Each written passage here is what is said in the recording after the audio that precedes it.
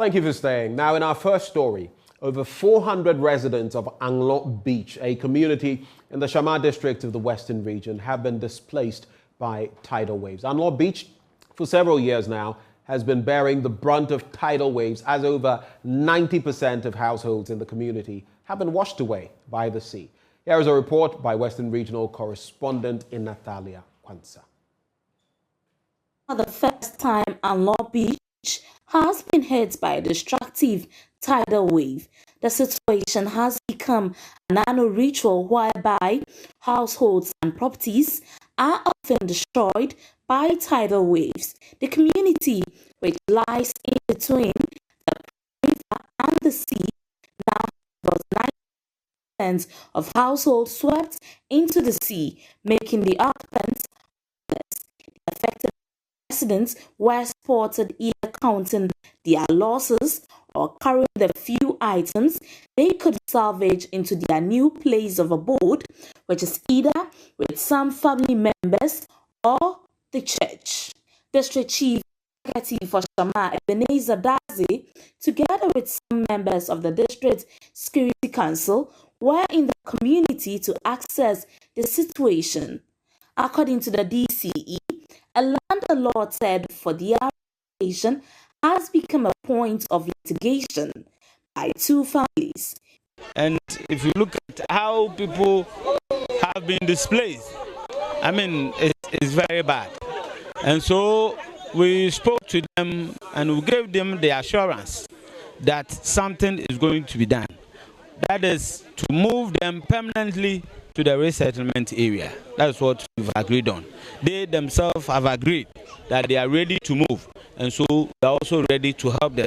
We know there are disputes about the land, and on Friday we are calling all those involved and then talk to them that we can't wait any longer. Life is very important, and so we can't sit down on concern for us to waste life and properties. So we move them. When you have any case, come to us for us to settle. Assembly member for Anlo Beach, Samuel Bolu, bemoaned the fact that over 90 households in the once beautiful community have been washed away. He, however, was happy with the intervention of the district assembly towards resettling the people. The tidal wave was so high, said that it washes away so many houses around the coast. Then today, as we see here, the NADMO boss himself came from Accra, brought some items, some relief items to the community, and then the DC and the MP has also assured the community that they will be moving to the new site. So, I mean, you could see that the community is so much happy. For the last 3 days, we have lost about 30 houses. But if you add up, you make it cumulatively, I would say it will be in hundreds. Here, as the Director General for the National Disaster Management Organization, Eric Nana Ajiman Prempe, who visited the community with some relief items. There was a tidal waves disaster that affected the people of Anlo Beach. This is not the first time. In 2017, I was here. It happened, and we keep on advising them to move to the safest place. But when we came today, we were told that there was some land litigation. Because of that, they couldn't move to the place. But we are grateful to the MP and the DC. They've been able to settle most of the land litigations. And you could see the 2017 when we came, who were not willing to move to the new site. Today, they are all willing. I'm so happy. All of them are willing to move to the new site. And that is what we thank God for. So we are here, one, on behalf of the president and government, to empathize with them for what has happened to them, and also to present some relief items to the people also. So that is why we are here. It is a sad thing, but we thank God there was no death records or other human incidents. For JoyNews, in Natalia Kwansa, Anlo Beach. Let's now go over the phone lines and engage Michael Nyam, Shama District NADMO Director. Thank you so much for joining the conversation. How far have you gone with litigation on the land for a proposed resettlement of the coastal dwellers? Oh, thank you, my brother. In fact, we are on 8. When the incidents happened, the district chief executives have said it categorically that we won't sit down for the people to die while there's vast land. So you will engage those who are battling over the land. You will engage them and talk to them. But meanwhile, he will make sure that he has sent the people over there so that there will be no any such an incident. So as for the resettlement, the district, the NADMO is ready to move the people there. Even as I'm talking to you, yesterday the committee were there. They are clearing the land. They didn't finish yesterday. Today they will continue. We are taking this week to clear the land. So from next week, it's going to be a fiscal planning department to make the demarcation so that we started building. So this is what is there at the moment. And as far as the settlement is concerned, what can our expectations be in terms of when it will finally, be brought up? Hello. Yes, Mr. Nyam, can you hear me? Yes, please. So how soon can we expect the settlement to be taken care of? Okay, you see, you said how people have started reading the place. Right. So we are taking this week to read the entire land. So from next week, the physical planning, including the works department and the NADMO, will go to the site to demarcate the area for the community or for the members to start building.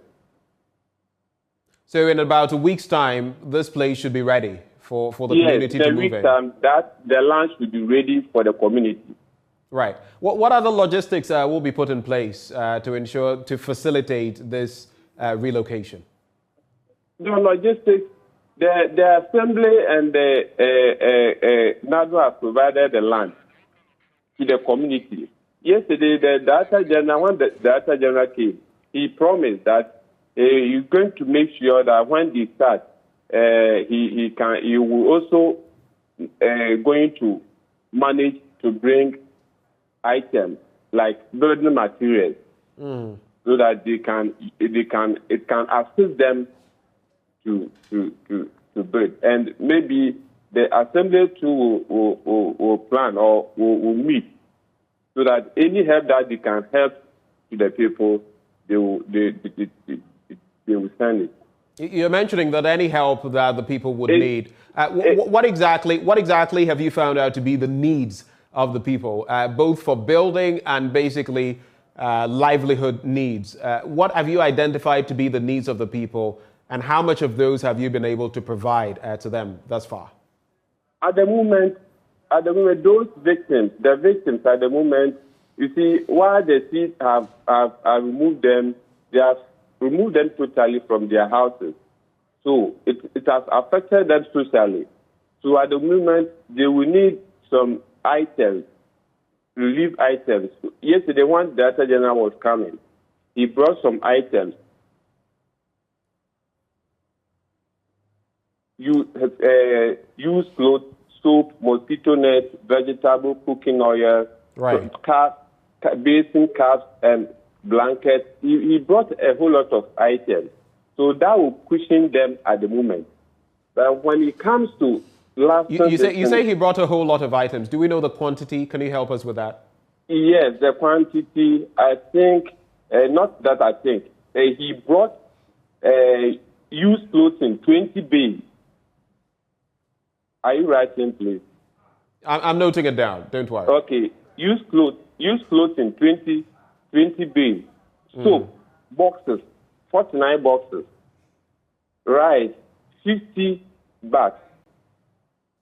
Mattresses, 50 pieces. Right. Vegetable oil, 20 boxes. Mosquito net, 6 boxes. Okay. 6 boxes. Plastic basin, 300 pieces.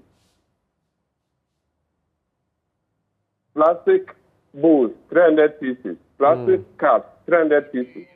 Okay. Plastic basin, 279.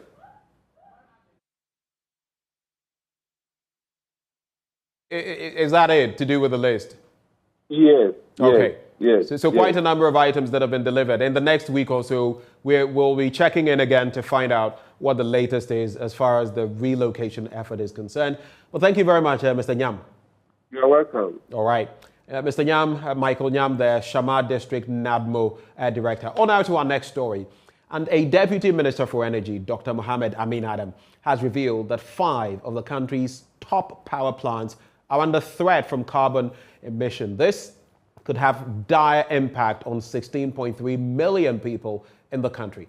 That was the outcome of a research conducted by the International Climate Adaptation Center. According to the research, should any of the top 5 power plants be affected by floods, 3.9 million people in the country would not be able to have access to electricity. Dr. Mohammed Amin Adam made the disclosure at WA during a regional forum held on the National Energy Transition Plan. JoyNews' Upper West regional correspondent Rafiq Salam was there and now reports. Organized by the Ministry of Energy, the regional consultative fora are being held at a time when it is critical for the country to reduce emission from production and use of energy by replacing high emission fuels, particularly fossils, with sustainable fuels such as renewable energy. The forum therefore held in the Upper West region sought to solicit stakeholders' input in the implementation of a harmonious national energy policy that is in tune with the Paris Accord, which aims at achieving a net zero carbon emission.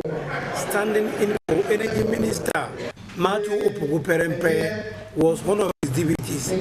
Dr. Amin Adam, who painted a gloomy picture for the country if adequate steps are not taken to prevent the danger posed by the carbon emissions.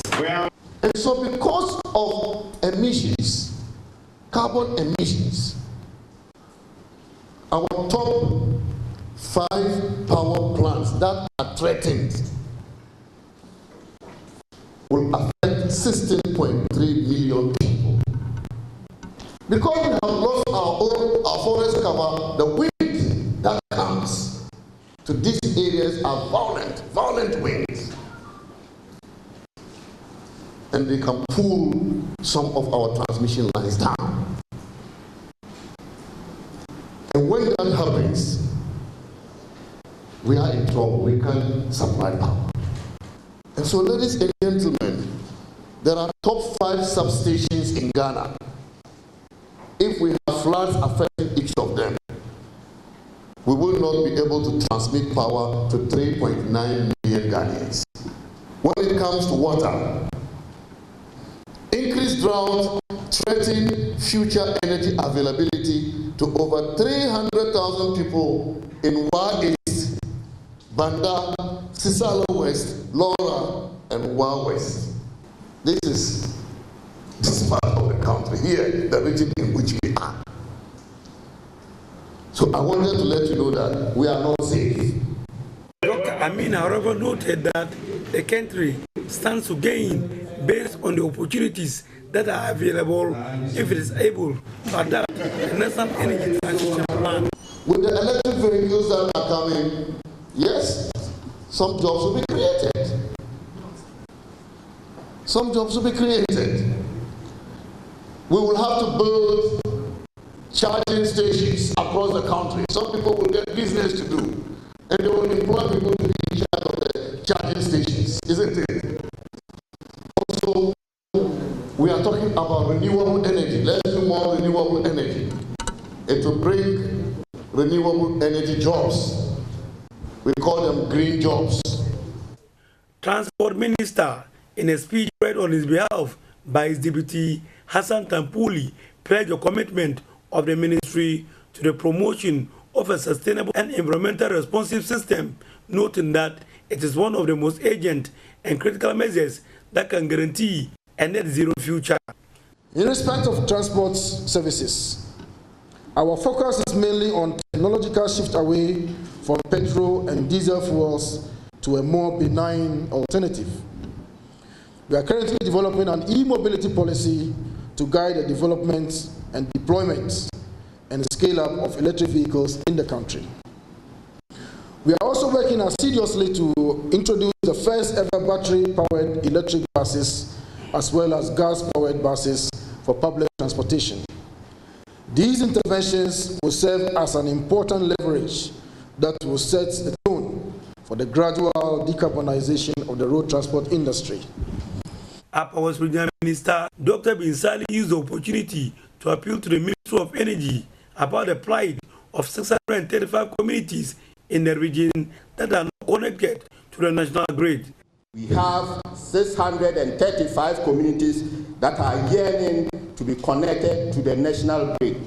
I'm therefore using this opportunity to appeal to you to work closely with our assemblies so that these communities are connected to the national grid. The next stop of the regional fora will be held at Demango in the Savannah region.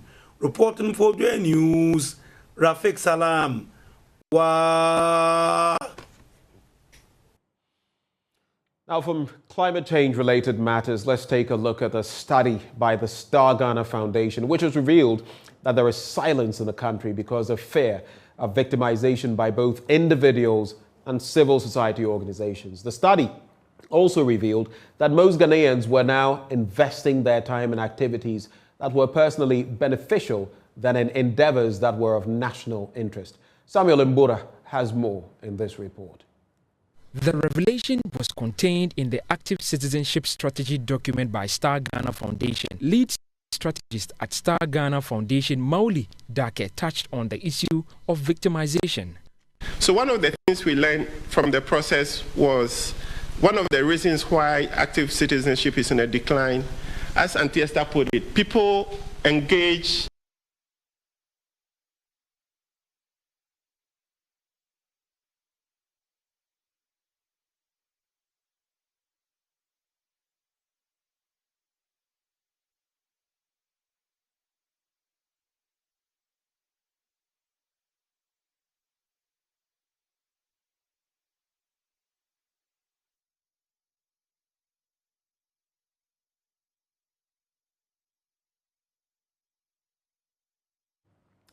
Well, we get more detail from this research piece as I am joined by, and I'll just bring you the details of that shortly, Executive Director of the Star Ghana Foundation, Ibrahim Tanko Amidu. Good morning, Mr. Amidu. Thank you for joining us. Before delving into the findings, what motivated this research? Can you share? Mr. Tanko, you would have to unmute so we can hear what you're saying. Please unmute so we hear what you're saying. Yeah, sorry about that. Right. So good morning and a pleasure to be with you.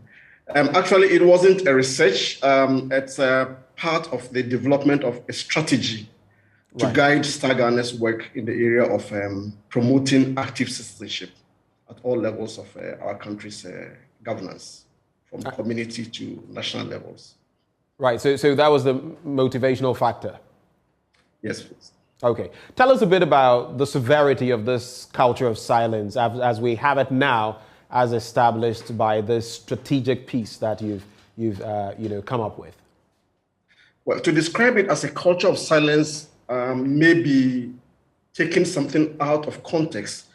Our objective is to explore ways in which we can enable or support citizens to be more active in development processes, whether at the community, at the district, or at the national levels. And so in terms of looking at why is it that civic activism, the willingness of citizens to be active in development processes, why is it going down?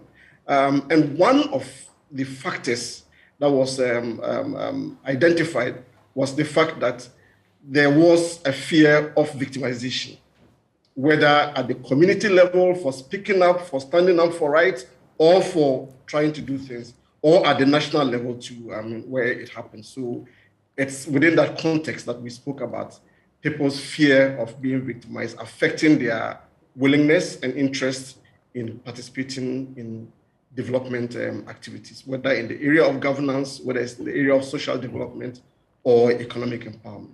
We have had in our past, our checkered past as a country, a lot of instances where people have not been free to express themselves, whether media, whether individually, whether at the organizational level. So if you say it is not a culture of silence, how would you term it? I'm not saying it's not a culture of silence, but I'm saying it is situated within a broader perspective. Right. So it's both a culture of silence, but also a culture of inactivity. Speaking, being active citizens goes beyond speaking. Right. There is speaking on salient issues, but also being willing to participate, either as volunteers or whatever, in development processes. And so there's a culture of silence, there's a culture of inactivity. And they, find the causes rooted partly in this fear of victimization. Right, so a culture of silence and a culture of inactivity going hand in hand. What else were the findings, or what else did you put in this strategy, salient bits that are worthy of mention? Well, one is that, sustainable development requires the active participation of citizens at all levels of governance.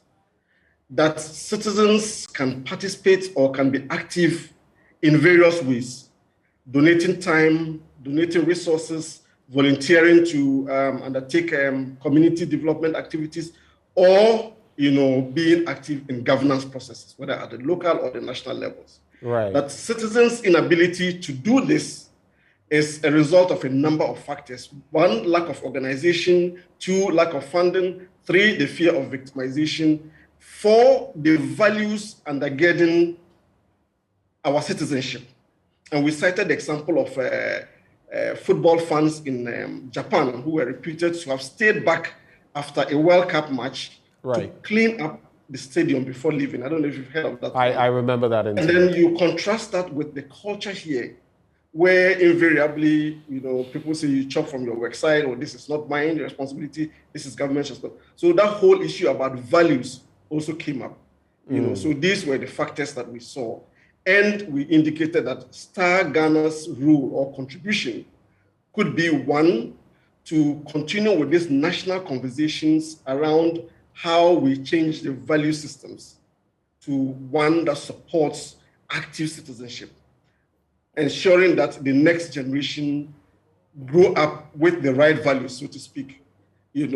How do we help to strengthen the organizations that mobilize citizens, to be involved in development processes? And three, how do we source for funding to finance or to support active citizenship initiative? And we also scored the importance of the media in challenging us, the values and the ways in which we are inactive, but also in facilitating, active citizenship initiatives. So these were the key highlights of the strategy. Do tell me, Mr. Hamidou, now, were there any new things, substantially new developments in this new strategy? You say it's not a research piece. This new strategy that you put out, compared to previous research pieces or strategic pieces you've come up with, and what are the core recommendations?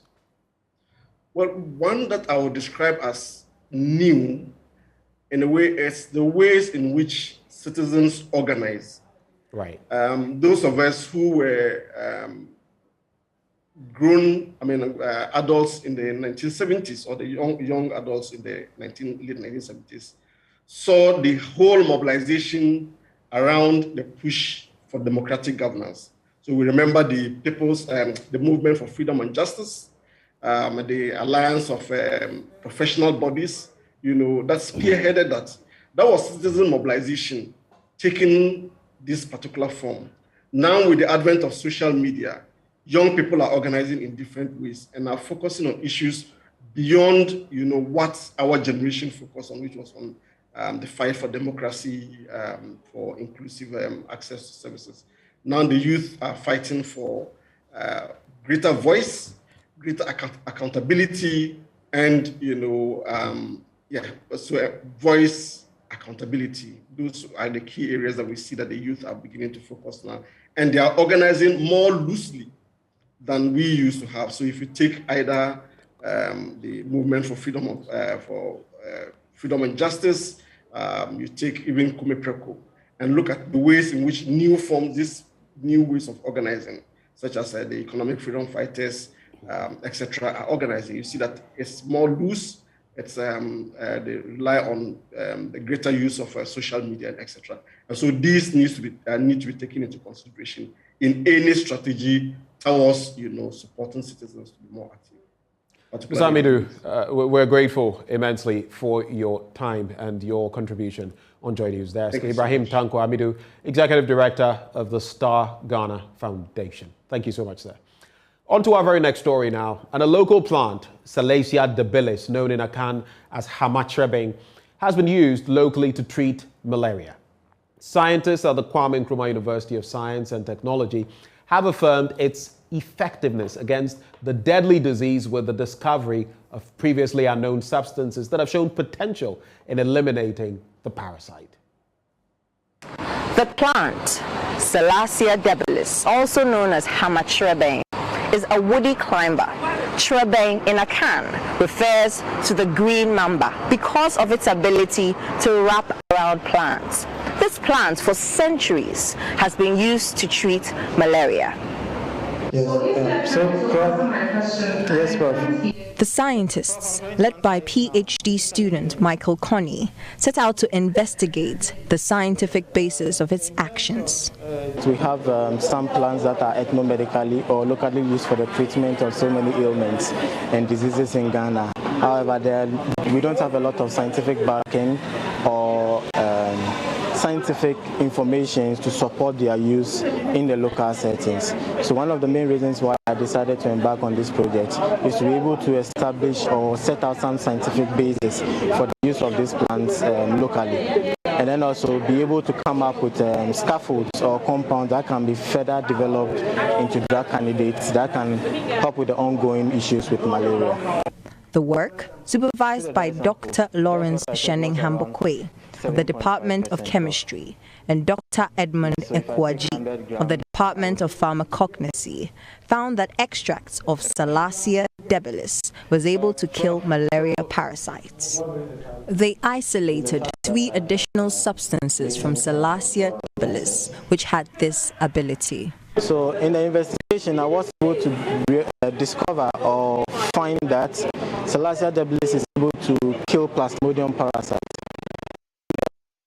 We are using both in vivo and in vitro assays, or when we are testing it in, in a test tube or in a living organism, which means that the local plants indeed have the ability to kill Plasmodium parasites. And then again, I was also able to isolate 3 compounds from the Salacia debilis or the plants that still have the anti-plasmodium activity. So the substances that I was able to isolate from Salacia debilis have never been in scientific literature at all. It is the first time that they are being reported in literature, which means that they are novel. Now the interesting thing about novel compounds is the fact that they may have unique modes of actions, and they may ultimately come out as the next anti-malaria drug that can come on the market. The scientists would be delighted to see other researchers pick up on.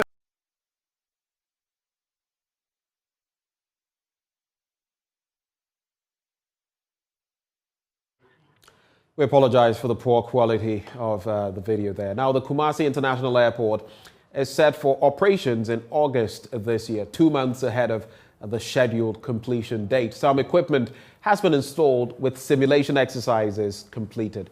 Nanaya Ojima joined the Ashanti Regional Security Council on a visit and filed this report.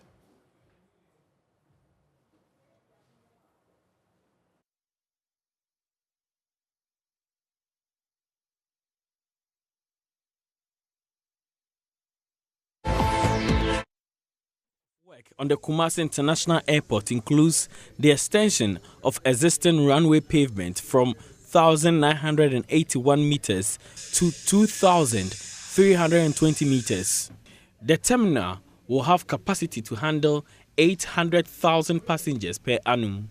Presently, the terminal building is near completion with most installations done.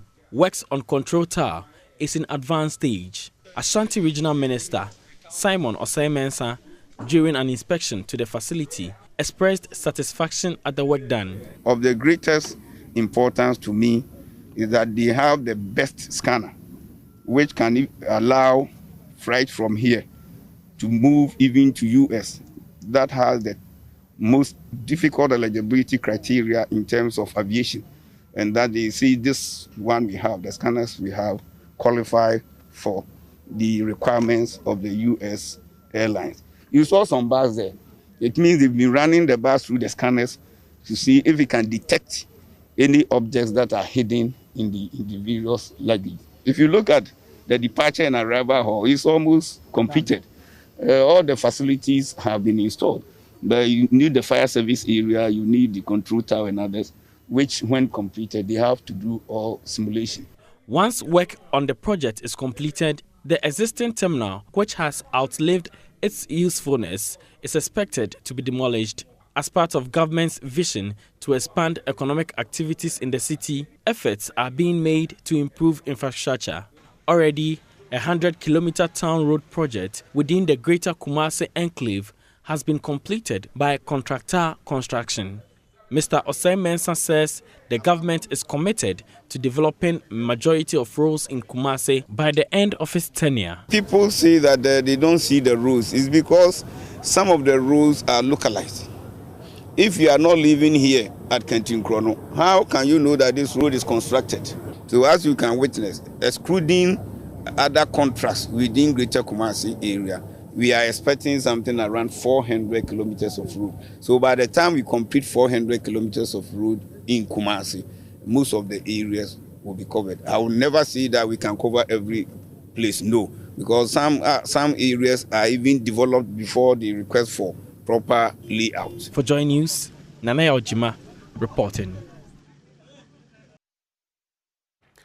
Well, let's stay in the Ashanti region. A New Dwaben South Member of Parliament, Michael Otribefi, is confident the Privileges Committee will be impartial in the hearing of the 3 NPP MPs referred to the committee over breaching the 15-day rule. Now, the Speaker of Parliament, Alban Bagbin, sparked a debate on the floor of the House after he referred the Dome Kwabenya MP, Sarah Dwasafo, Ayawaso Central MP, Henry Quarte, and Asin Central Member of Parliament, Kennedy Ohene Ejapong, for absenting themselves from Parliament for 15 sittings. But there are fears the committee chaired by the First Deputy Speaker, Joseph Osei-Osu, will be biased in their handling of the 3 MPs from the governing party. But the Deputy Trades Minister, who is also a member of the committee, argues there will be a fair hearing for all 3. He spoke to my colleague, Kwesi Parker-Wilson. We'll bring you details of that after this break.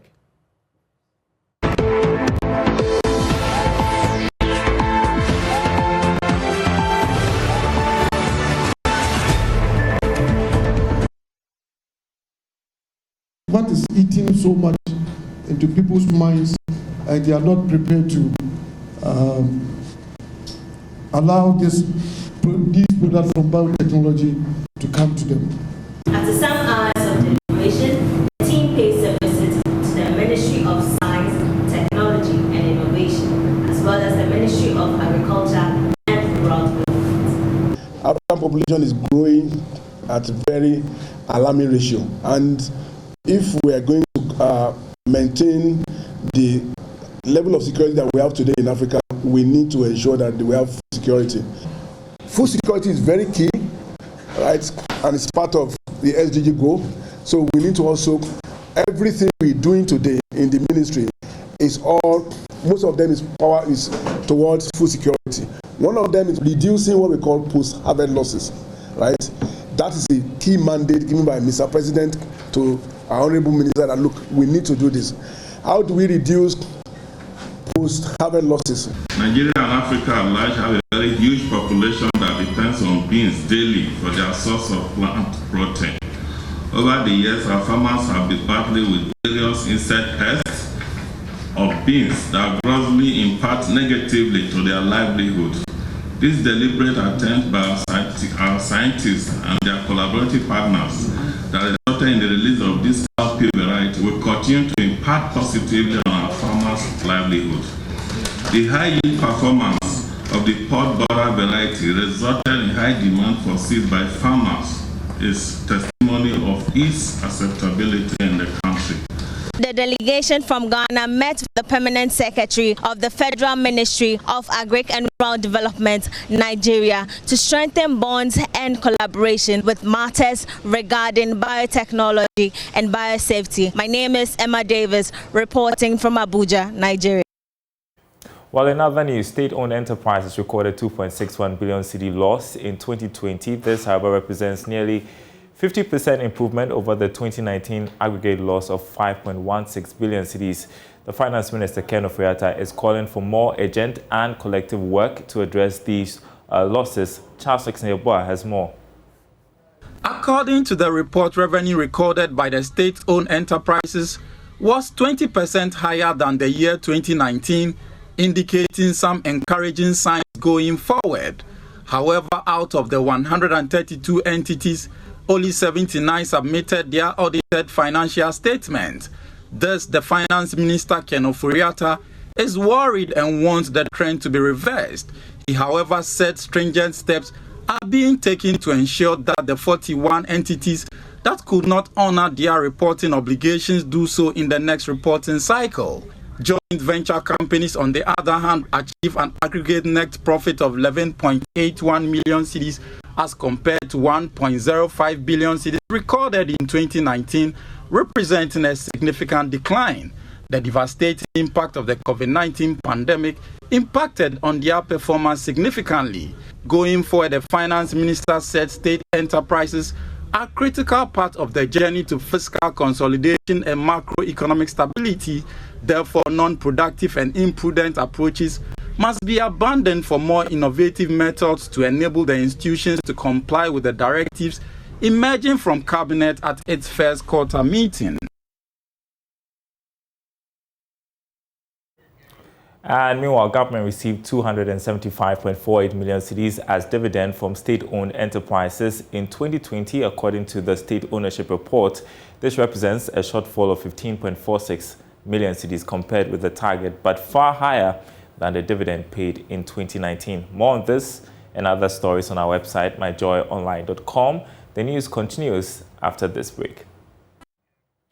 Thank you for staying with us on JoyNews Desk. Now, the government of Ghana, through the Ministry of Fisheries and Aquaculture, has laid out plans to deal with the impact of illegal fishing activities on the country's waters. The sector minister, Mavis Hawakumsin, says the government wants to intensify its patrol activities on the high seas to deal with the menace entirely. My colleague Samuel Kojo Brace has more in this report. Ghana's fisheries sector serves as a source of employment for more than 3 million people. The sector also supports government's effort to achieve food and nutrition security, with fish contributing 60% of the animal protein intake of Ghanaians. The sector has been facing the challenge of illegal, unreported and unregulated IUU fishing for a long time without success. Today, at the meeting of the Ministers of Fisheries and Aquaculture within the Organization of African, Caribbean and Pacific States, AOCPS, the sector minister, Mavis Hawakumsin, laid down the new plan of government to tackle this. The research vessel will ensure regular research on physical, chemical and biological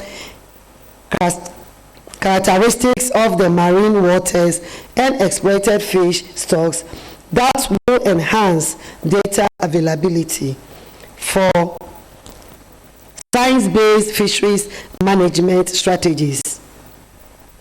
Similarly, the acquisition of the 4 patrol boats would also enhance enforcement capacity to address the issue of overexploitation and overfishing, as well as curb the pervasive indecency of illegal, unreported, unregulated fishing.